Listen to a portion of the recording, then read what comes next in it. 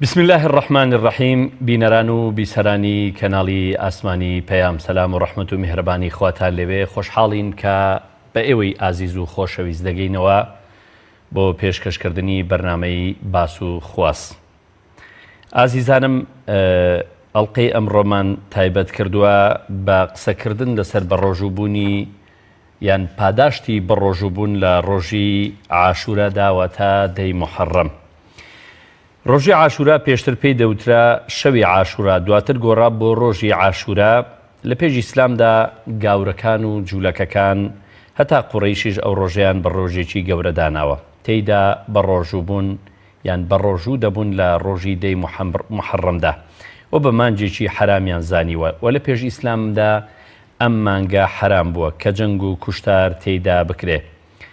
پێغەمبەری خوا درودی خوای لەسەر بێت پێش ئەوەی ببێت بە پێغەمبەر و وحی بۆ بێت لەلایەن خوای پەروەردگارەوە لەگەڵ قوڕەیشدا بە ڕۆژوو بووە. لەو ڕۆژەدا بە گەنجێتی لەو ڕۆژەدا قوڕەیش بەرجی کەعبەیان گۆڕیوە و بە ڕۆژێکی پیرۆزیان زانیوە. هەندێک هۆکار هەیە کە لە پێش هاتنی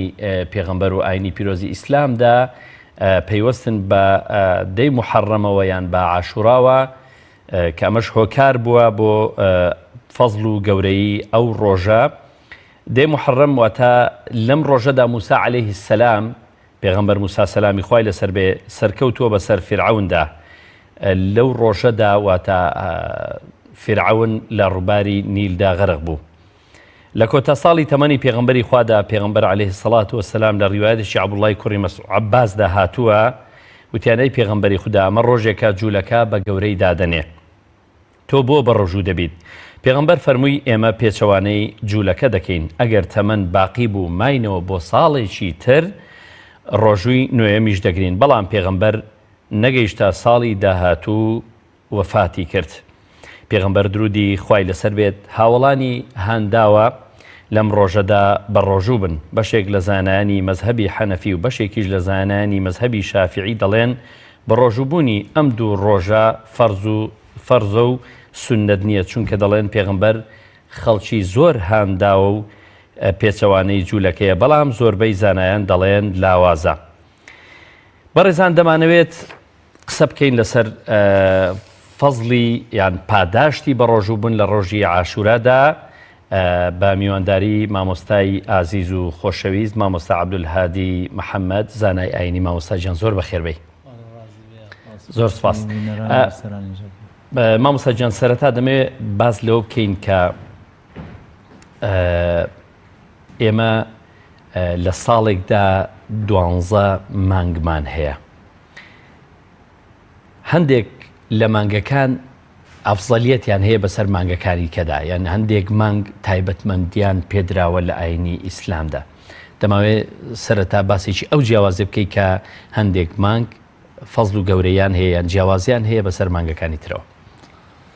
بسم الله الرحمن الرحيم الحمد لله والصلاة والسلام على سيدنا رسول الله وعلى آله وأصحابه ومن والاه.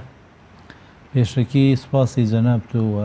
سوپاس بۆ بیسەران و بینەرانی کەناڵی ئاسمانی پەیامیش کە لەم ماوەیە گوێبیست و هەروەها دانیشتون بە دیار ئەم بەرنامەیەوە. مانگەکان لە لای خوای گەورە و خوای گەورە لە قورئانیشا باسی کردووە، ئەفەرمێ ئین عیدەتە الشهور عند الله 12 شهرا في كتاب الله يوم خلق السماوات والأرض. بلى جاء فرمي منها 4 حرم هل لو آياتها بلى أفرمي چوار مانگلو مانگانا مانگي حرام بلى إذا حرامكش أويك لقرآن لا آية كان قتال إشارة لسورة نساء وسورة توبة أو أنا إشارتي بيكردوك أو مانگانك ألان حرام يعني قتالك يا حرامة بلى يعني جنگو كشتارو بلا مردانو هروها دان بەسەر منتیقەیەکە ئیغارەیە کە وەختی خۆی ئیغارەیان کردو بەسەر منتیقەیەکی زەعیف و لاوازە لەو مانگانەیە پاراستویانە. جەنگی ناو مەککە و مەدینە ئەوانە نەیان کردووە، خۆیان پاراستووە. گەر شتێکیش بوو بێتە حەملیان کردووە تا دوایی حەق بکەنەوە. زۆر باشە. بەس بەر لەوەی باسی مانگە حرامەکە بکەین، ینی هەڵبژاردننی کۆمەڵێک مانگ لە ساڵدا بەسەر مانگەکانی تردا ئەمە هەمووی دەقی لەسرە یان چ هۆکارێک وای کردو کۆمەڵێ مانگ جیاواز بن لە ساڵێکدا بەسەر مانگەکانی تردا مەڵەیەکیان لەوانە کە مانگە حرامەکان ئەوە قورئان هەرباسی کرد پێغەمبەری صلی الله عليه وسلم بۆ سەحابەکانی باس کردووە کە باشترین عیبادەت بریتیە لە نوێژە فەرزەکە بێکومان باشترین لە دوای نوێژە فەرزەکان فەرموویەتی شەونێش فەرمیان ئەی لە ڕۆژووە فەرموویەتی باشترین عیبادەت بریتی لە مانگی ڕەمەزان ڕۆژووی ڕەمەزان چاکترین عیبادەتە فەرمویانە ئەی دوای ڕەمەزان کە فەرزە فەرموویەتی مانگە حرامەکە ئەشهور الحرم الذي تدعونه الحرم ئەو مانگانی کە ئێوە پێیانەڵێن مانگە حرامەکە بۆیە ئەوە هەم نەسی قورئانی لەسەر هەم نەسی فەرمودەی پێغەمبەری لەسەر ئەو مانگانە یعنی پیرۆزی خۆیانیان هەیە حتا لە ڕووی بە ڕۆژووبوونیشەوە پیرۆزی خۆیان ینی لە دەست نایەن و هەندێکیشیان ئەسبابەکان وڵێن ئیجتیهادی زانەکانە ئیجتیهادی زانەکانە بۆ نمونە ئێستا مانگی ڕەبیعی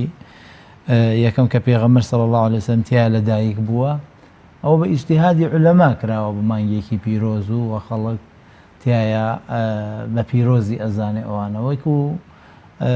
فەرمودەی سەحیح کە هاتبێ لەسەری دیاری نەکردووە کە ئەو مانگە فەزلی هەیە سەر مانگەکانی ترە بەڵام وەکو ئیجتیهادی زانەکان کە پێغەمبەر صلی الله عليه وسلم لەدایک بوونەکەشی سەبەبی خێر بوو بۆ ئومەت و پێغەمبەر صلی الله عليه وسلم خۆی لیان پرسیوە بۆ ڕۆژی دووشەمە بە ڕۆژوو فەرموویەتی لەبەرەوەی لەو ڕۆژە لەدایک بووم لە ڕۆژە بووم بە پێغەمبەر ئەمانە ئەسبابن بۆ ئەوەی کە ڕۆژێک بێتە ڕۆژێکی پیرۆز ڕۆژێکی دیاریکراو لە یادەوەری ئومەتی ئیسلامە یا لە یادەوەری ئەو ئومەتەیە هەروەکو چۆن ئەم مانگەش کە ئێمە تایەژین کە مانگە کە حرامەکانش دیارە هەمویان وەکو یەک نین بێکومان مانگە حرامەکانیش لە پلۆپایە هەمویان وەکو یەک نین بەڵام زۆربەی ئەسبابەکان ئەگەڕێتەوە بۆ ئەوەی کە ئەوەیە کە مادەم ئەم مانگانە لە لای خەڵک خوای گەورە کردوێتی بە ئەسبابی ئەوەی کە ئاشتی بەرقەرار بێ و ژیانی ئینسان پارێزراو بێ و کەرامەتی ئینسان پارێزراو بێ کەواتە شایستەی ئەم مانگانە گەورە بن لە مانگەکانی تر مادەم لەم مانگانە ئینسان حورمەتی هەیە و ڕێزی هەیە تەنانەت لە جاهیلیەتیشە ئەگەنا دیارە لە ئیسلامە هەموو مانگەکان وەکو یەک هەر حرامە خوێن ڕشتنی ناحەق خوێن ڕشتنی ناحەق تیا حرامە بەڵام دیارە ئیسلام بە درێژایی مێژوش ینی ڕێزی لەو هەندێک عادەتی جوان هەیە ڕێزی لێگرتووە هیچ لەوانە ئەوە بووە بەڵام خوای گەورە لە قورئانە باسی ئەوەی کردووە کە ئێوە لە مەسجید الحرامە کە شوێنێکی پیرۆزە قیتال مەکە لە ئەشهوری حرومە قیتال مەکە بەڵام ئەگەر ئەوان کردیان ئەو ناچاریە کە زوڵمیان لێکردی ناچاری زوڵم ڕابگری بۆیە هەندێک شت هەیە کە ئەهلی جەهالەت ئەیکەن ئەبێ ئینسانی مسلمان ینی وریا بێت شەر نییە ئەو پیرۆزی کە خەڵک ئەیدا بە هەندێک شت شەرع هەمووی ینی قبول بکات لەوە چێ بەشێکی شەرعی بێ بەڵام بەشەکانی تری ناشەرعی بۆیە ئینسانی مسلمان ئەوڵ با پابند بێ لەو شتانەیە بە تایبەتی لە کات لە لای خوای گەورە هەمووی پیرۆزە یعنی ئەمە مامۆستا بە تێڕوانینێک ئەوە ناگەێنێ کە لە ئیسلامدا کۆمەڵێک مانگ حرام کراوە مثلەن لە ناو کەعبەت الله تۆڵەکردنەوە ڕێگەی لە گیراوە لە کاتی حەجە جیدال ڕێگەی لە گیراوە ئەمە هەموو بۆ ئەوە نییە کە ئەو کاتانەی کە مرۆڤ هەتا لەسەر یعنی بابەتی شەڕ و هێرشکردن ئەوان تێدا لە ئیسلامدا کەم بکرێنەوە کاتەکەی کەم بکرێتەوە لە ساڵێکدا بۆی هۆکارێکی بۆی کە مرۆڤەکان زیاتر هەوڵی حیوار بدەن هەوڵی تێگەیشتن دەن تا شەڕکردن ماڵە هۆی ئەگەر سەیری کاتەکە بکەی بەعکسەوە ینی هەژ مانگ مەجار هەیە تۆ شەڕ مەبەستم ئەوە نیە ینی لە ساڵەکە کەم بێتەوە لە ماوەی ساڵێک کەم بێت بەڵێ بەتاکید خۆی ناڵم ینی خوای گەورە کە خۆ پێش ئیسلام ئەم مانگە حرامانە هەبووە بەڵام ئەم مانگە حرامانە سەبەبەکەی ئەوەیە کە خوای گەورە لە دینەکانی تریشە ینی جەختی لەسەر کراوەتەوە ئەو مانگانە چونکە ئێمە خوای گەورە لەم سەرزەویە هەندێک کات و هەندێک شوێن و هەندێک شەخص تایبەتمەندیان هەیە بەڵێ جوانە ئەمە شتێکە وجودی هەیە ناتوانێت ئینسان ئینکاری بکات. جا بۆیە قسەکەی جەنابەت لەو لایەنەوە کە ئێمە لە هەوڵ بین تاوانەکان کەم بێتەوە یا چەند مانگێکە بێ بۆی خەڵک تاوانی تیانەکە بیر لە تاوانکردن نەکات بکاتەوە، بیر لە خزمەتکردنی ئینسانەکانی دەوروبەری بکاتەوە. هەموو ئەو شتانە کە جەنابەت فەرمووی یعنی ئەعتیباری هەیە و شتێکی لە ئیسلامە بەڕاستی لە هەموو کاتێکا پیرۆزە، لەو کاتانەیە پیرۆزترە بێ، چونکە عادەتەن ئینسان وایە ناتوانێ بڵێ تۆ 12 مانگ دەستی بگری، بەڵام تۆ توانیت چەند مانگێک لە ساڵەکە کەم کێوە دەستی بگری بۆی ئەم ئینسانە ئیتر ینی ڕێگەی تر بگرێتە بەر بیر کاتەوانێ یاخود لانی کەم ئیسراحەتێ بکە بۆ ئینسانانەی کە ئەرکی قورسایی جەنگەکە لەسەر شانی ئەوانە هەمووی بەڕاستی لەبەر چاو گیراوە. خوای گەورەش کە خۆی ئەفەرمێ ئەلا یعلم من خلق وهو اللطیف الخبیر، خوای گەورە خۆی ئینسانی دروستکردووە، ئەزانێ ئینسان پێویستی بەوەیە و ئینسان جاری وایە لەو کاتی ئیسراحەت و بیرکردنەوانەیە ڕێی لە ڕایەکی ترەکەی، ڕێی لە ینی سەرپشکە بێ لە هۆکارێکی ترا بۆ ئەوەی کە کۆتایی بەو جەنگە بێنێ ئەو جەنگە نەمێنێ ئەو شتە شەرعینی ئێمە کردومانە، ئەوانە هەمووی ئەگونجێکە ئینسان. هەچەند ئیسلام هەرگیز دەست پێشخەر نەبوو بۆی کە زوڵم و ستەم لە خەڵکە، هەمیشە بەری گرتووە بە زوڵم و ستەمکاری. بەڵام ئەگەر پێش ئەو مانگانە حاڵەتێک ڕوودا بێت کە پێویست بوێ مسلمانان هێرشی بۆ بکەن یا پێویست بێ مسلمانان جوڵەیەکی سەربازی تێدا بکەن، کاتی ئەو مانگانە هاتووە لەوانەیە هەم مۆڵەتێکی دابێت بە بەرامبەرەکە، هەم مۆڵەتێکی دابێت بە مسلمانان کە لە ڕێگای حیوارەوە وا بکەن، لە ڕێگای بانگەوازی ئیسلامی وا بکەن ئەو گەلانەی کە عەداوەتیان لەگەڵ هەبووە، ئەمە بێتە هۆکارێک بۆ ئەوەی کە لە دوازاردا ببێتە ئاشتی، ببێتەوەی کە ئەو ینی ئەو بێ باوەڕانە یان ئەو مشریکانە ببێتەوەی کە ئەوان زیاتر لە ئیسلام نزیک ببنەوە لە ڕێگای مندوبەکانەوە، لە ڕێگای نێراوەکانەوە، لە ڕێگای دەستڕاگەیشتن بە بانگەوازی ئیسلامیەوە. بەتاکید هەموو وەستانی جەنگێک ینی سوودێکی تایە، یان ساربوونەوەی ڕقا هیچ دەبێت کۆمەڵێک ڕق و کۆمەڵێک ساربوونەوەی تێدایە، ساربوونەوانەی تایە. ینی زۆر خەڵکی ئەبینین کە ئاڵەکاکە تا خوێنەکە سار نەبووەتەوە، تاوەکو شتەکە ینی خاو نەبووەتەوە تۆ دەستی خۆ بوەشێنە. بەتاکید ئەو وەستانە کاریگەری هەیە لەسەر هەردوو لە. بەڵێ جا ئەگەر بێت و شتەکەش حل نەکرێ لانی کەم ئیسراحەتێکە بۆ کەسانی کە هەڵەسن بە جەنگەکە. زۆر باشە مامۆستا. مانجی محەرەم لە ئیسلامدا سەرەتای ساڵی ئیسلامی و پێغەمبەر کۆچی کردووە بۆ مەدینە، درودی خوای لەسەر بێ. بەڵام ئەم مانگە جیاوازی هەیە، دەمەوێت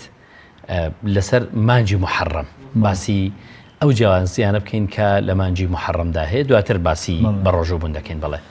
بەڵێ دیارە مانگی محەرەم پێغەمبەر صلی الله علیه و سلم هەر بە تەنیاش باسی کردووە کە ئەو مانگەی ئێوە پێڵێن محەرەم. بەڵێ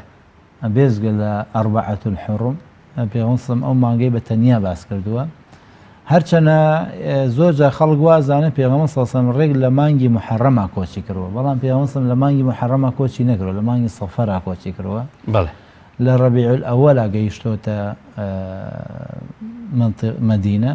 بەڵام ئەوەی کە گرنگە ئێمە بیزانین ئەوەی کە کاتێکە ساڵی کۆچی دانرا بە تاریخی ئیسلام لەلایەن پێشەوە عومەری کوڕی خەتاب خوای لێ ڕازی بێ،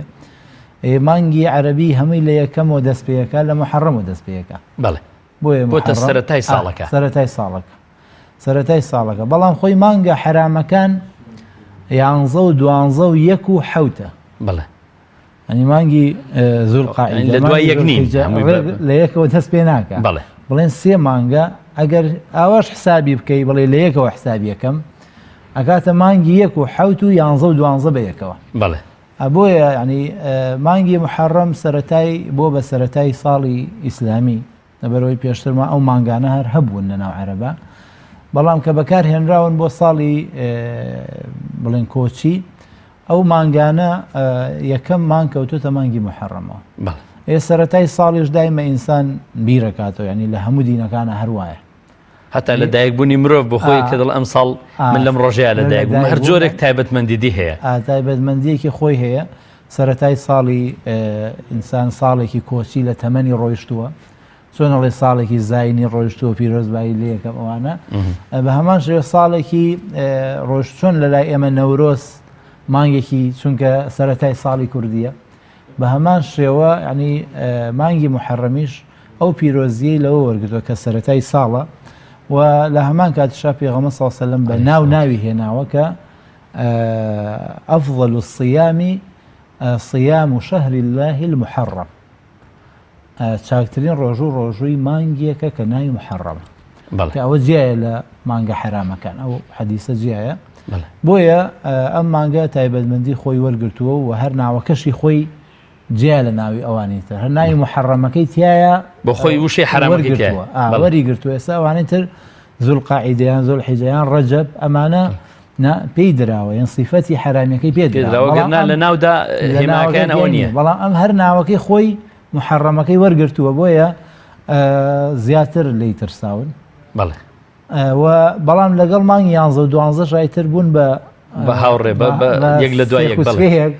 کە کاتە سێ مانگێکەوە ئەو سێ مانگە بە یەکەون لە پاڵیەکان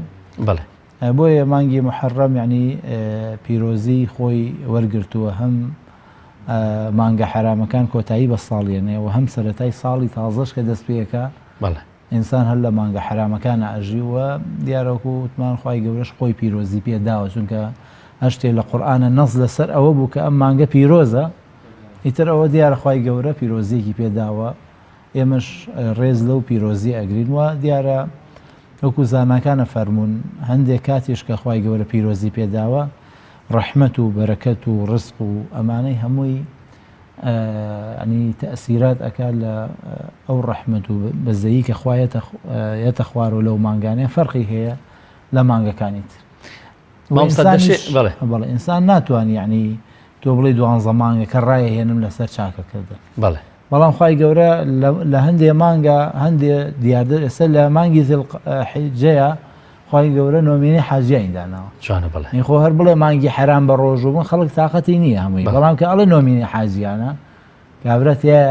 خەڵک ئەوەندە لە زیلقاعیدا هینی لەگاڵی زیلقاعیدەش مانگێکی محەڕەمە و هەروەها لە ڕەجەب ئێستا لەنا هەمومانە مانگێکی پیرۆزە زۆرێکیش لەو حەدیسانەی کە هاتوون دەربارەی ڕەجەب ضەعیفن بەڵام بەشێکیان کە صەحیحن مانگێکی پیرۆزە یعنی یەکێک لەو حتا عیبادەتێک هەبووە پێی وترا عەتیرە وەختی خۆی لە مانگی ڕەجەبا کراوە عەتیرە هەروەکو ئۆزحیەکەی مانگی زیلحیجە وایە وەکو قوربانیەکە یعنی تۆ لە ساڵێکە 2 جار حیوان سەرە بڕێ یەکیان عەتیرەیە لە مانگی ڕەجەبە کەوانە حەدیث صحیحی لەسەرەوەیشیان ئۆزحیە لە مانگی زیلحیجەیە کە کۆتایی ساڵە یعنی تۆ لە نێوەی ساڵ و کۆتایی ساڵە جارێکی تر بەڵێن بەسەر چاکەکانە ئەچیتەوە خێرەکەی بەشداری ئەەکەی لە خێرە ینی چۆنەڵێ لێپرسینەوەیەکەکەی بۆ ئەو 6 مانگەی کە تێو پەڕاندووە دوای ئەوە 6 مانگی تری بە دوادێ ئەمانە هەمووی ئەسبابن کە خوای گەورە ئەو مانگانەی حرام کرد ئەگەر مامۆستا بە دیقەتی ساڵنامەی ئیسلامی بدەی وەکو چۆن لە ساڵێکدا چەند مانجێشی دیاری کردووە و لە ناو مانگەکاندا یەک مانگ تێدا بە ڕۆژبوون هەیە لە یەک مانگ تێدا حەجکردن هەیە لە ڕۆژەکاندا ڕۆژێکی داناوە ڕۆژی جومعەیە یعنی بۆ سنتەربوونەوەی ئینسانە بۆ سنتەربوونەوەی بڕوادارە بەردەوام کە وێڵ دەبێت کە لا دەدا کە تووشی گوناح و تاوان دەبێت کە تووشی هەر شتێک دەبێت بەڵام ناوە لە ساڵدا ڕۆژێک لە ساڵدا ماوەیەک چەند ڕۆژێک بنمونە نۆمینێ حاجیان بنمونە جەژنەکان بنمونە لەوێ بە ڕۆژوو بوون لەوێ حەج لە ڕۆژی جومعە هەموو ئەمانە ئەوە دەکا کە مرۆڤ ماوە لە ساڵدا بەخۆی دابێتەوە دەلالەتی ئەم مانگانەش هەموو ئەوە دەگەێنێت کەەوەی لە نیوەی ساڵدایە ئەوە لەوەدایە ئەوە لەوەدایە بەڵە ڕاستە ئینسان خوای گەورە لە خۆی چونکە دروستیکردن ئەزانێ ئێمە غافڵ ئەبین جا لەو غافڵ بوونەشە ئەزانێ ئەمە توانای ئەوەشمان نییە وەکو پێغەمبەر موسا بە پێغەمبەر محەممەدی فەرمی صلی الله علیه وسلم فەرمووی من زۆر لەگەڵ ئوممەتانە ژیاوم ئەگەڵ ئوممەتی خۆمان زۆر ژیاوم ئەزانم ئوممەتان ئەم عیبادەتانە پەیوەندی بە نوێژکردنەوە هەیە ئەم عیبادەتانە بە جوانی ناکەن بۆیە دایمە خوای گەورە ئەو فرسەتانی دانا بۆی ئینسان لە هیچ دینێکی تراوەکو ئیسلام هەفتانە نییە بەو شێوەیە ئەگەر هەش بێ لە دینەکانی ترا ئەو گرنگی نییە کە بڵێ ئەوە یعنی ئەو پیرۆزی نییە بەڵێنی لەسەرتەوە ئینجاچی لەوێ نوێژەکەیت وەکو پشوو ئەوان بەکارێنن وەکو پیرۆزیە جگە لە پشووەکو سرودێکی تیا ئەڵێن بەڵام تۆ عیبادەتێکی تیا بکەیەوە گوێ لە کۆمەڵێ ئامۆژگاری بکەیت کە لە ساڵەکە 55 جمعەیە تۆ 50 مۆزوع نزیکەی 50 مۆزوع تا 55 مۆزوع دا ئەبەزێ ئەچێتە مێشیم ئینسانەوە ئەجا بۆیە ینی فەرقی ئیسلام لەگەڵ دینەکانی تراوەیە ئەو کاتانەی ڕێخستووە بۆی ئینسان بتوانێت لەو کاتانەیە کە کاتی تایبەتین چۆن ئینسان لە ژیانی خۆشی هەندێک کاتی تایبەتی هەیە بۆ منە قوتابیەک لە پۆلی شەشی ئامادەیە کاتێکی ناسکە مەسیرێکی تایبەتی چاوەڕێیەکە ئێستا جاری وایە لە قۆناغەکانی خواردتریشە لە بۆ نمونە هەندێک قوتابخانە هەن لە پۆلی شەشەوە کە قوتابی وەرەگرن بۆ قۆناغی حەوت دەرەجەی بەرز وەرەگرن ئێستا لە شەشی سەرەتاییشەوە بووە بە قۆناغێکی ناسک بۆ هەندێک لە قوتابیانەی کە زیرەکیەکیان تایە و دوای ئەوە لە قۆناغی زانکۆ قوتابیە کە ئێوێ پلەی بەرزتر بەدەستبێنێ بەتاکید پێویستی بە ئەوائلەکان بێ دەبێ هەوڵ و کۆشتی زیاتر بدە بزەبت هەندێک شەریکات هەیە ینی هەندێک کات هەیە فرسەتە بۆ شەریکاتانە لەو کاتانەیە ینی هەندێک شت ئیعلانەکە یا هەندێ ئاسانکاریەکە ئەو شەریکەیە سیرەکەی بەشی زیاترە بێ داهاتی زیاترە بێ بازرگانێک لە بازاڕە شتی هاوینە شتی زستانە ئەمانە هەمووی خی گەورە فرسەتی دانا ئەمانش کە ئێمە باسیەکەن هەمووی کۆمەڵە فرسەتن خی گەورە داینا بۆی ئەم ئینسانە لەخوا نزیک بێتەوە و بەهشتی بەنسی ببێ و لە جەهەنم دوور ببێ ئەگەر ئێمە لە دنیاە ینی ئەگەر بتەوێ پۆستێ بەدەستبێنی کۆمەڵی ڕێوشوێنی هەیە جاری وایە ڕێوشوێنەکان بەدەست خۆشە نین ینی نەخش نییە لە دانانی ڕێوشوێنەکانە بەڵام ناچاری پیاوان و پابندبی جاری وا هەیە ینی شایستی ئەو شوێنەژ نین بەڵام شتەکانی خی گەورەوان نییە شتەکانی خی گەورە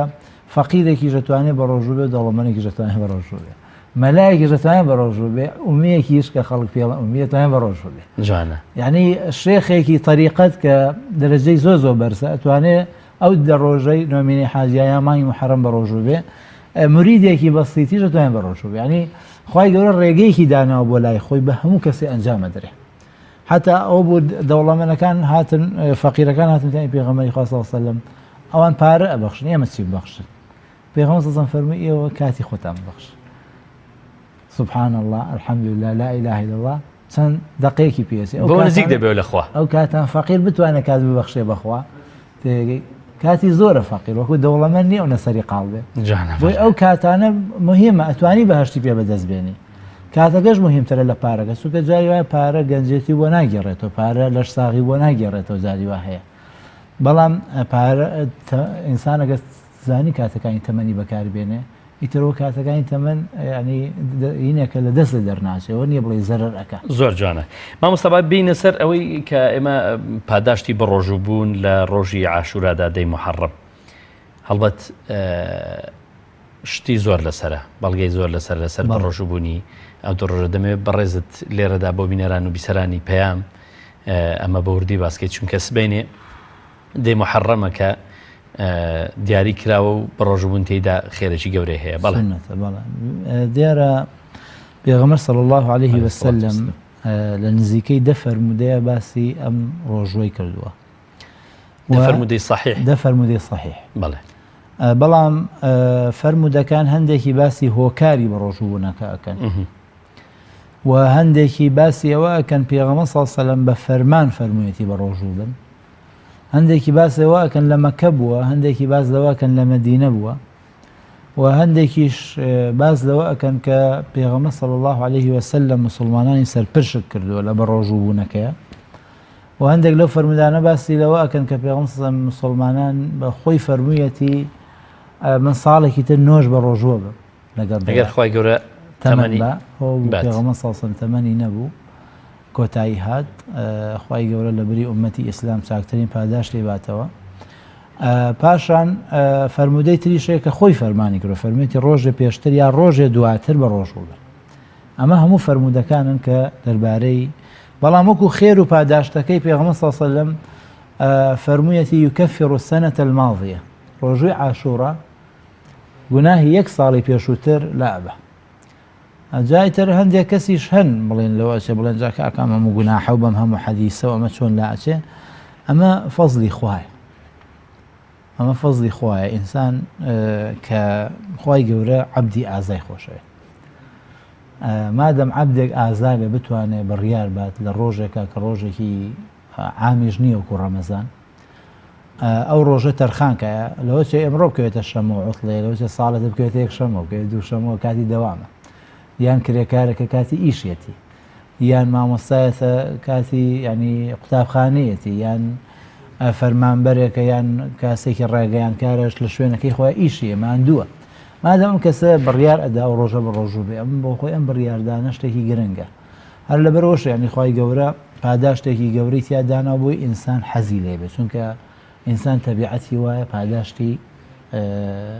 ئەوێت لە بەرامبەر هەوڵەکانێ لە بەرامبەر بەتایەتی ئەو شتانەی کە تۆ جیاوازی لە خەڵک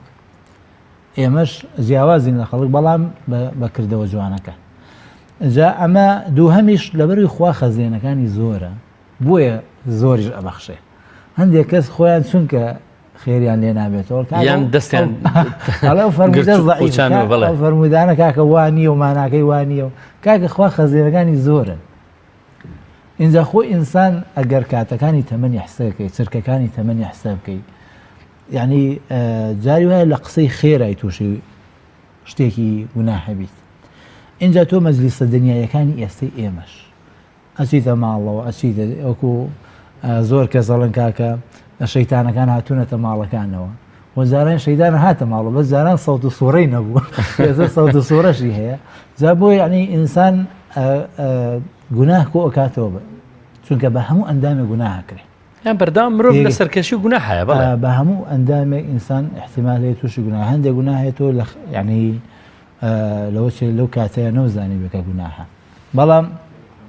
گرنگەوەی ئینسان گوناهەکە و گوناهی بچووکیش ئینسان زۆر زەگوێی نایەتی ئەڵام بچووک قەیچێکەوە ئەو قسەیە هیچ نییە بەڵام هەر بچووک ئەو گوێگرتنە هیچ نییە ئەم بچووکانە هەمووی گەورە ئەبن ئەوەکو زۆر لە زاناکانی کورد و عەرەبی شاعیرەکان باسییان کردووە کە زۆرجە ئەو کێوانی کە تۆی بینی لە زیخە بەر دروست بووە بۆیە ئەبێ ئینسان قەدری ئەوە بزانێت کە ئەم عیبادەتانە بەڕاستی پاکەرەوەی ئەوە اینجا پێغەمبەر صلی الله علیه و سلم یعنی گێنەری دینە ئەو فەرموویەتی پاکی کاتەوە ئێمە لەو پێشتر کەسمان نییە بۆیە قسەکەی پێغەمبەر صلی الله علیه و سلم ئێمە بەلامانەوە ڕاستە و حتى هەندێک لە زاناکان یەکێک لەوانە شێخ محەممەد صالح العوسەیمین قسەیەکی جوانەکە کتێبێکی هەیە لە مصطلحی حەدیثە قسەیەکی جوانەکە دەربارەی حەدیثی ضعیفیش نەک حەدیثی صحیح ئەڵێ ئەو خێر و چاکانەی کە لە حەدیثی ضعیفیشا هەیە و ئینسان هانەدا بۆ چاکە ئینسان هەر بیکە باشترەکە چونکە ئەگەر خێرەکە هەبێ ئەو خێرە ڕاستەقینە کە لە حەدیثەکە هاتووە هەبێ ئێوە فەنیعمە ودەستی کەوتووە نیعمەتێکی گەورەیە بەڵێ حەدیثی ضعیف حەدیث ضعیف ئەوەیە کە ئێمە گومانمان هەیە حەدیثی پێغەمبەر بێ نەک حەدیثی موضوع ئەو حەدیثی موضوع ئێمە گومانمان نییە کە پێغەمبەر صلی الله علیه و سلم قسەی نەفەرمووە کەوە هەڵبەستراوە هەڵبەسترا بەس حەدیث ضعیف یعنی گومانی تایە لە ڕاویەکەیە لە جێرانەکەیە لە شوێنێکا دەبچڕێت بڵێ یان لە ئەوەیە یان لەوەیە کە تەلەب و مامۆستا نەبوون بە یەکتر نەگەیشتون جا بۆیە ئەفەرمێ ئەگەر شتەکە واژ نەبێت وەلانی کەم تۆ هەر خێرەکە دەستەکەوێت بەخۆی عەمەلێکی ساڵحە گەورە هیچ کردەوەیەکی چاک بێ خێر نایڵێتەوە بە تایبەتی ڕۆژوش کە یعنی لە فەضائیلی ئەعمالە ڕۆژوویەکێکەوە بە تایبەتیش بۆ گەنجان کە پێغەمبەر صلی الله علیه و سلم بە ئاشکرا فەرموویەتی هەست گەنجی ئەتوانێت بە ڕۆژوو خێزان دروستکە با دروستیکە نەترسێەوە بیر لەو هەموو خەیاڵاتە نەکاتەوە کە هەندێک گەنج هەیەی پێ دوابێ ئیلا بێ کامل بێ اینجا بتوانی خێزان دروستکەی کە قەتیش کامل نابێت هەمووی دەترسێ لەسەرەوەی یان داواکاری و تەڵەبیاتی هەیە لەوەی کە زەواج بکات دەبێ کامیل و متەکامیل بێ شتی واژ نییە واژ نییە لە ینی ئەو هەموو خەڵکە ئەگەر وا بۆیە قە نەیەتوانی زەواج بکات بزە بەجاری وایە ینی گەنجێکی فەقیر ینی ناڵم فەقیر هیچی نەبێ چکە پێغەمبەر صلی دیاری کردووە بەڵام کەسێک کە ینی ئیشێکی ئەتوانی ڕۆژانی خۆی پێ دەرکا تێگەی یان خۆی کەسێکی ئازایە و ئەگەڕێ بە دوای ئیشە ئەنی ئەم ئینسانانە نەترسن لەبەر ئێمە بەشێکی ئیشەکەمان مادی ڕاستە بەڵام بەشێکیشی ئینسان معنەوی ئەبێ بزانێت خوا ڕزقەدە بێگومان ئەوانە ینی بۆ لایانی معنەوی ئینسان بەهێزە جا پێغەمبەر صلی فەرمووی ئەگەر نەیتوانی چی بکا بە ڕۆژوو ئەوە چارەسەرە ینی ڕۆژوو چارەسەرە بۆ گەنجان يعني کە پێغەمبەر هانی گەنجە ینی مسلمانانی داوە ڕۆژنە ڕۆژە بە ڕۆژوو بن وەکو داود پێغەمبەر کە وە چاکترین ڕۆژ بووە فەرمێتی نەخێر کابرا ناتوانێ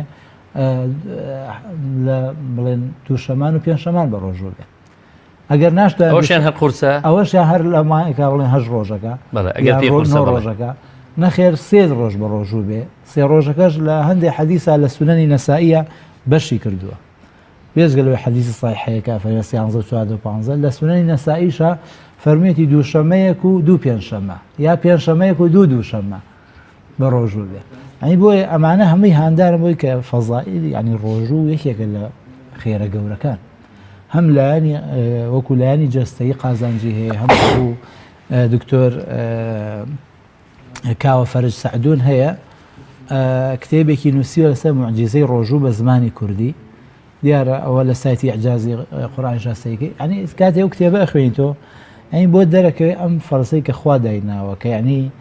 خوای گەورە لە حەدیثی قودسی فەرمێتی الصوم لي وأنا أجزي به پاداشتی یەکێک لەو شتانەی کە پاداشتی دیاری نەکراوە ڕۆژوگرتنە بالضبط یعنی ڕۆژوو لەگەڵ ئەوەشا پاداشەکەی بەڵام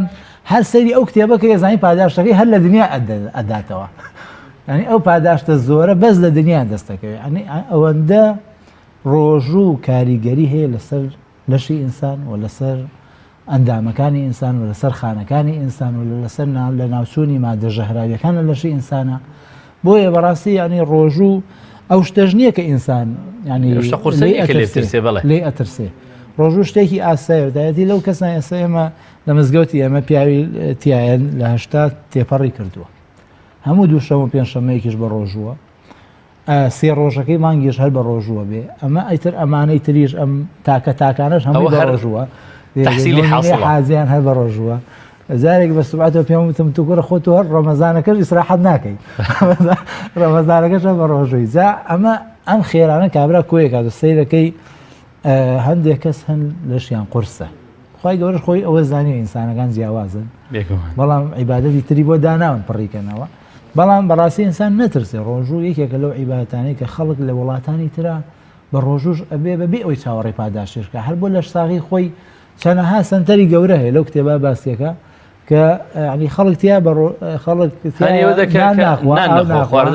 خواردن ناخوا ژەمەکانی لە ئێمەش زیاترە کە ناخوات مامۆستا بابەتێکی تر ئەوەیە کە مرۆڤ کە بە ڕۆژوو دەبێ ماوە لە ساڵدا هەستەکات جارێکی تر گەڕاوەتەوە بۆ لای خوا هەستکات پەیوەستە بە خوای گەورەوە پەیوەستە بە عیبادەتەوە پەیوەستە بە پەرستشەوە یعنی وەکو وێزگەیەکە کە لە وێزگەدا بیر دەکاتەوە وێزگەیەکی بیرکردنەوەی وێزگەیەکی پەیوەستبوونەوەی وێزگەیەکی گەڕانەوەیە یەکێک لەو شتە باشانەی کە ڕۆژوو هەیەی ئەوەیە کە چۆن ینی ئینسان کە نوێژ خوێن بوو خەڵک گرەیی لەیەکە وڵە تۆ نوێژەکەی چۆنە ئیشاکی تۆ نوێژ مەکە ئەو ئیشە خراپەشکە کەس گلەی لێ ناکە بەس کە نوێژە کرد گلەی لەیەکە ئەوە عیبادەتەکان ئەو سوودیان هەیە ئەنی خراپە لەگەڵ یانە ناگونجێ ناشرینە جوانە ڕۆژوو یەکێکە لەوانە چکە ڕۆژوو دەرەجەیەکی ترە لەسەر و نوێژەوە دەرەجەیەکی بەرزترە لە فەزل و گەورەی نوێژانە لە نزیکبوونەوە لەخوا دەرەجەیەکی بەرزتە بۆیە کە تۆ بە ڕۆژووە بی یەکێک لە هۆکارەکان ئەوەیە خەڵک ینی تەماحی چاکەی زیاتر لێ دەکا و گلەیی خراپەشە زیاتر لێەکە زۆر باشە مامۆستا بەس باسی ئەوش بکەین کە جگە لەمە باسی هەندێک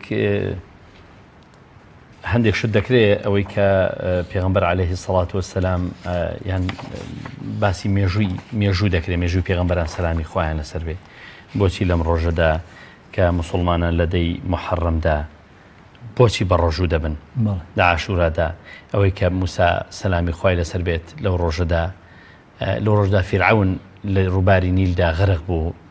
موسا و بەنی ئیسرائیل لەو ڕۆژەدا ڕزگاریان بوو یان دەسەڵات بۆ حەزرەتی سولەیمان گەڕایەوە یان هەندێک شت پێم خۆشە بەڕێزت ئاماژەیەکیش بەم بابەتانە بدەیت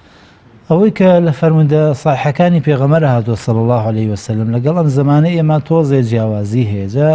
باسی تاسوعا و عاشوراکە بکەم چەند چرکێک دیارە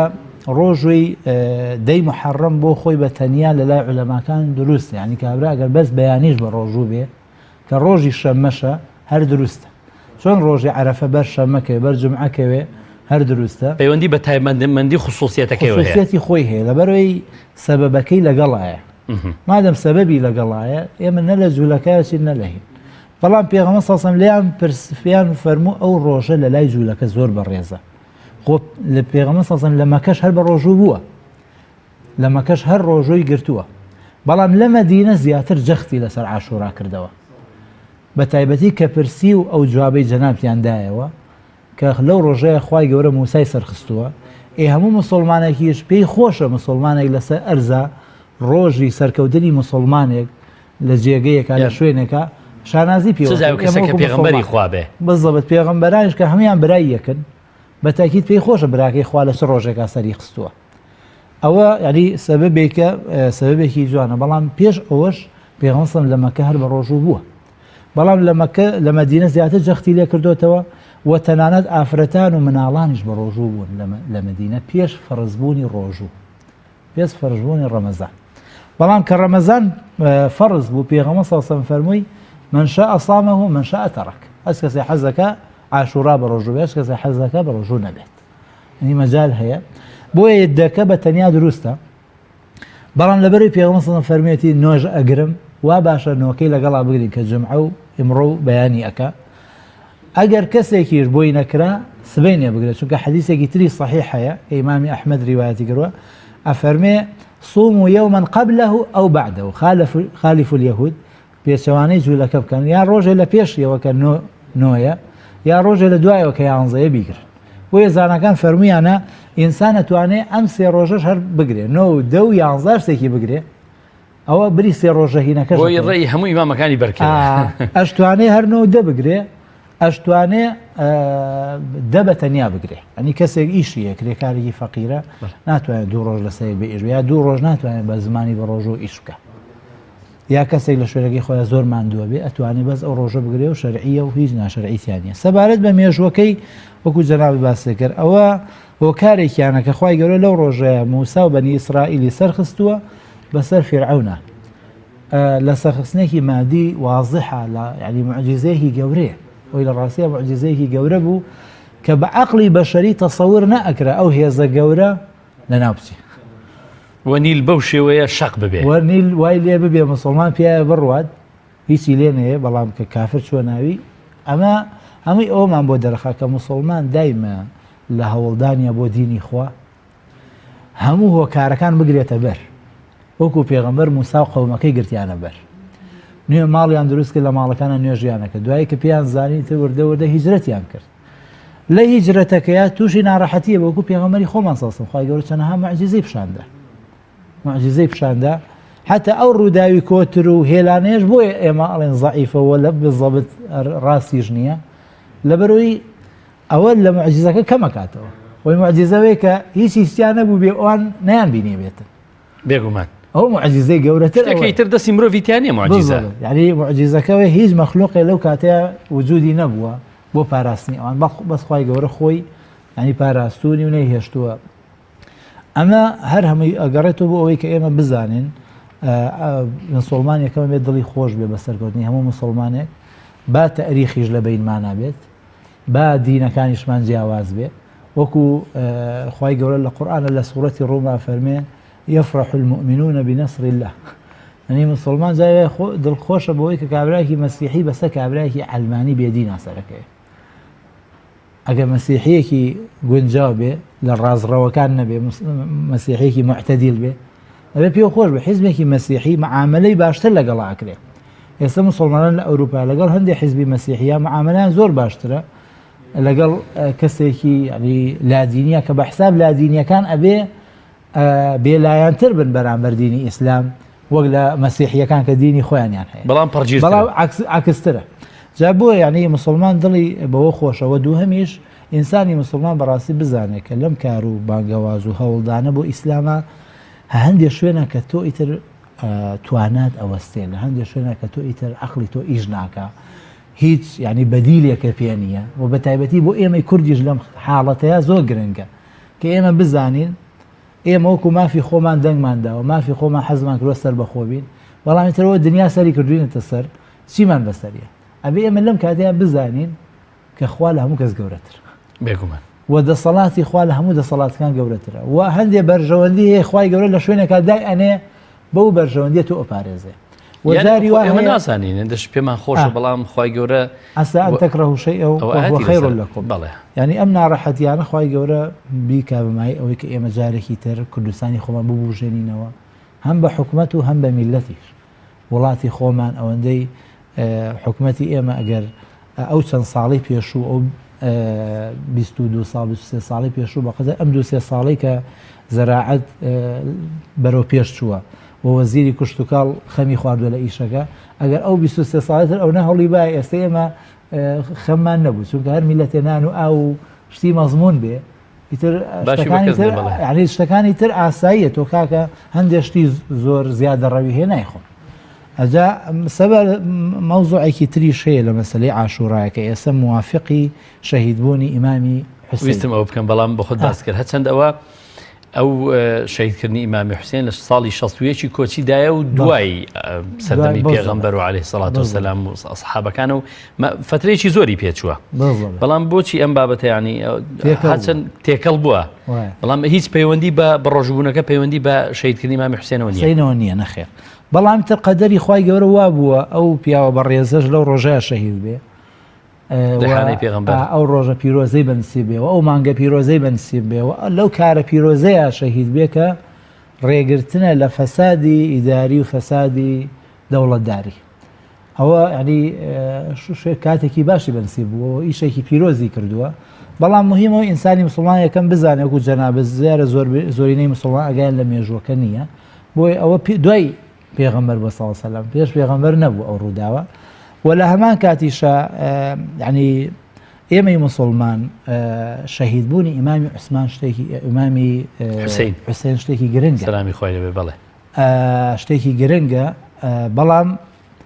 لەوەش گرنگتر تەنازولی ئیمامی حەسەن ئیمامی حوسێن یەکێکە لە 12 ئیمامە گەورەکەی شیعە بەڵام ئیمامی حەسەنیش یەکێکە لە پێش ئیمامی حوسێنی شوی چونکە لە پێش عەلی کوڕی ئەبی طالیب بەخوای لە ڕازی بێ ئەمیری مسلمانان پاشان ئیمامی حەسەن اینجا ئیمامی حوسێن سێم ئیمامە لە 12 ئیمامەکە ئیمامی حەسەن تەنەزولی کرد لە دەسەڵاتەوە کە زانی مەعاوی کوڕی ئەبو سوفیان پیاوێکە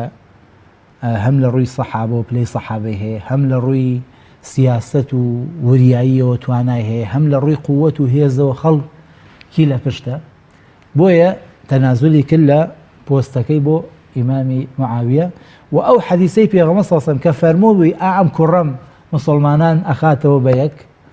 ئەو حەدیسە هاتە دی ئەو معجزەی پێغەمبەر صلی الله علیه و سلم ئەو ئەخبار بە غەیبە کە پێغەمبەر صلی الله علیه و سلم دابووی ئەوە هاتە دی و ئیمامی حەسەن بووە ڕەمزی وەحدەی مسلمانان بۆیە بەڕاستی تەرکیزکردن لەسەر شەهیدکردنی ئیمامی حوسێن و گەورەکردنی ئەو مۆزوعە کە گوایە ئەهلی سونە ئیمامی حوسێنیان شەهید کردو ئەو شیعە بووە ئەمە ڕاست نییە با هەموو مسلمانێکی سونە ئەوە بزانێ کە ئەوانەی ئەویان کوشتووە بە سیفەتی شیعەنەیان کوشتووە و ئەوانەی کە ئەوەشیان کردووە سونەیەکی ینی ملتەزیم نەبوون بە شەرعەوە بڵێ لە پێناوی ئەوەیان کردویانە و ئەوانەی پشتیشیان بەررا هەر ئەو کاتە شیعە نەبوون بەڵام خۆی وشەی شیعە یعنی لایەنگەر وشەی شیعە هەر لە قورئانیشە هاتووە هذا من شیعەته وهذا من عدوی لە سوورەتی موسی ئێمەی مسلمان بزانین کە ئەو ڕووداوە کە ڕووی داوە دیارە وەکو مسلمانەوە پێمان ناخۆش بێ هەر 12 ئیمامەکەی شیعە لە لای ئێمە بەڕێزن هەر 12یان و هەر هەمیان گەورن بە ئیمام مەهدی شۆکە هێشتا نەهاتووە بەڵام لە هەمان کاتە ئەم ڕووداوە کە قەدەری خواوا بووە پەیوەندی بەوە نییە ئێمە ئەمە ڕووداوێکە و زمانێکی زۆری پەیوەندی بە ڕۆژبوونەکە بێگومان ڕووداوێکی خۆش نییە پەیوەندی ڕۆژ و بگرتنەکە پەیوەندی بە شەهیدکردنی ئیمامی حوسێنەوە نییە زۆر باشە مامۆستا هەندێک شت دەگوترێت هەندێک قسە دەکرێت ئەوەیە کە لە ژنهێنان لە عاشورادا یان لە مانجی محەڕەمدا بۆ خۆی کەراهەتی هەیە نابێ هەندێک ڕێگرتن لە هەندێک لەو لە جلوبەر خۆڕازانەوەی شەرعی ڕێگە پێدراوە بۆ ئافرەتانیش هەندێک جلوبەرێک و هەندێک لە خۆدانی بەکارهێنانی کل و خەنە و ئەم بابەتانە یان ئەوەی کە منداڵێک لەو مانگەدا ئەگەر لەدایک بێ ئەوە شومە هەندێک لەم قسانە هەیە هەم جۆرە خۆرافیاتانە تێکەڵ بوو دەمەوێت بەڕێزت تیشک بخێ سەرەوەش دیارە مسلمانە بێ ئاگای لەوە بێ کە بە هیچ شێوەیەک ئەم ڕۆژە ئەسڵەن کە پێغەمبەر صلی الله علیه و سلم فەرموویەتی پیرۆزە بە ڕۆژوو بن لەبەرەوەی جەژنی جوولەکەکان بووە پێغەمبەر صلی الله علیه و سلم وەکو جەژن بە ڕۆژوو بووە بەڕێک مخالفەی ئەوان بالضبط یعنی وەکو جەژن ئێمە وەکو شتێکی پیرۆز وەکو شتێکی خۆشی سەیریەکەی و هیچ ئەسڵەن ئەم ڕۆژە بۆ کاری خێر هەر زۆر چاکە چونکە لەم مانگانەیە کە حرام خراپە چاکە چەند قاتە بێگومان ئەوەی ڕۆژووی ئەم مانگانە گەورەترە لە ڕۆژی مانگەکانی تر کەواتە کردەوەی چاکەش هەموو کردەوەیەکی چاک ژن هێنانەیەکێکە لە کردەوە چاکەکان بە نەسی ئاەتی قورئانەوە بە نەسی سنەی پێغەمبەر صلی الله علیه و سلم و بە نەسی سیرەی هەموو پێغەمبەران و پیاوچاکان یەکێکە لە ئەعمالە صالحەکان و یەکێکە لەو سەبەبانەی کە ئومەت پێویستیە ئەبێ و فەساد کەمە بێتەوە و لە هەمان کاتیشە یعنی تۆ هێزی مرۆیی و زۆرە بێ هێزی مرۆیی لە جیهانی ئیسلامیە زۆرە ئەو هێزە مرۆییە بەڵام بەداخەوە یعنی ئێمە هێزەکانی تریان لێ سندوین بۆیە هێزە مرۆیەکەشمان بەکی کەوتووە جا بۆیە توانای بەکارخستنی هێزی مرۆیمان نییە نیمانە بزەبێت جا ئێمە پێویستمان بەوە یعنی لەو ڕۆژانەیە ئەو شتاڵی کە خێرە ئەوە جیایەکە بڵێ ئافرەتێ کلئەیە لە چاوی بۆ دەرەوە بۆ ناو حرام و یا سوورا و سپیا حرام هەر حرامە لە هەموو کات و ساتێکە بڵێ کاتێ حرامە بەڵام ئەوەی کە وەکوی بڵێ نایکەم لەبەر ئەو ڕۆژە شتیوانیە لە ئیسلامە و حەڵاڵە وەکو وتمان ئەگەر بۆ قۆڕازانەوە بۆ پیاوەکەیەتی یاخود نەخێر دەستگیرانەکەیە بۆ ماڵەوە حەزەکە بە جوانی بیبینێ ئەوە هەر زۆر باشە ئەوە هەر زۆر خێرە و هیچ گوناحێکیان زۆر باشە مامۆستا هەموو داڵی کۆرپەلەی ساوای تاوانێکی هەیە لەو مانگەدا لە دایک دەبێت هیچ خۆ لە قودرەتە سەڵاتیەوە دانیە دەڵێن ئەگەر لەو مانگەدایان لە مانجی محەڕەمدا بێ وەشومە بە تاکید ئێمە بێ دڵمان خۆش بێ بەوەی بەڵام تر دیارەوە لەو تاریخەی کە لە 61 ڕوویەوە لێەوە گەیشتۆ بە ئێمە لێەوە هاتووەتە ناو کتێبەکانی ئێمەوە ئەگیرا لە ڕاستیە ینی ئەو ڕۆژە ڕۆژێکی پیرۆزە لە ئیسلامە و ڕۆژێکی گەورەیە لە ئیسلامە ئەوە بۆیە ئەو ڕووداوە ئیمامی حوسێنیش زۆر قورسە لەسەر دڵی ئێمە چونکە لەو ڕۆژە پیرۆزەیە ڕوویە ئەوایە ینی لەو ڕۆژەیە ئەو ئیسلامێکی گەورەیە و ئەو تاوانە نەکرایە بەڵێ ستەمێکی گەورەی و لەو ڕۆژەدا کراوە کە ڕۆژێکی پیرۆزە لای مسلمانان بزەبە اینجا مسلمان بەڕاستی تەعزیە ناگێڕێ لەو ڕۆژەیە چونکە ئێمە ئەزانین تەعزیە پێغەمبەر صلی الله علیه و سلم بۆ خۆی کە یەکەم کەس بووە هەرچی ئال و بەیتی پێغەمبەرە بەهۆی کیەوە گەورەی وەرگرتەوە بۆی پێغەمبەرە بێگومان پێغەمبەر خۆی تەعزیەکەی لە 3 ڕۆژ زیاتری نەخایاندووە ئێمە چۆن ئەتوانین دوای 1000 ساڵ تەعزیە بۆ ئەوانە بگێڕین چۆن ئەتوانین چلایان بۆ بگێڕین لە کاتێکا پێغەمبەر صلی الله علیه و سلم خۆی پێغەمبەر ئەمەی نەکردووە هیچی نەکردووە ئەمەی بۆ نەکراوە هیچی بۆ نەکراوە اینجا ئەو ڕۆژەی پێغەمبەر وەفاتی کرد کەس نەیوتوە وەڵا مناڵ لە دایک بوون خراپە و پێغەمبەر خۆی لە دووشەمەیە لە دایک بوو لە دووشەمەشا وەفاتی کردووە ئێخۆ کەسیش نەیوتووە وەڵای لە مانگی ڕەبیع الئەوەلیشا پێغەمبەر صلی الله علیه و سلم وەفاتی کردووە بەڵام کەسیش نەیوتوە وەڵا ڕۆژی لە وەفاتی پێغەمبەر صلی الله علیه و سلم یا شەهیدبوونی ئیمامی ئەبوبەکر یا عوسمان یا ئیمامی عەلی خۆی کە گەورەترین کەسە لە بنەماڵەی ئیمامی حوسەینە ئێخۆ بۆ ئەو ئەم شتانە ناکرێت کەواتە ئەمە ینی شتێکە بەڕاستی هاتوۆتە ناو کللتوری ئێمە گیرا لە شریعەتی ئیسلامیە هیچ شتێک حرام نییە و ئەو مناڵش کە لەو ڕۆژە دایکە ئەسڵەن ئەتوانین تەفاعولی خێرکەین کە ئەو مناڵی ئینشاءڵڵا مناڵێکی ساڵحە سەری بەخێر دەبێت منداڵێکی باش دەبێت زۆر سپاس بۆ بەڕێز مامۆستا عەبدولهادی محەممەد زانای ئاینی لە بەرنامەی باس و خواست ئەمڕۆ میوانمان بووی لە تەورەی پاداشتی بە ڕۆژبوون لە ڕۆژی عاشورادەوە تا دەی محەڕەم زۆر سپاس دەکەین مامۆستا سپاسی ئەوە بیستەران و بینەرانی ژەکەین کاتێکی خۆش بووە زۆر سپاس لێمان قبوڵکە ئینشاءڵڵا بینەران و بیسەرانی ئازیز و خۆشەویستی پێیام ئێوەش بەخوای گەورە و میهرەبان دەسپێرین شاد و بەختەوەربن خواتان لەگەڵ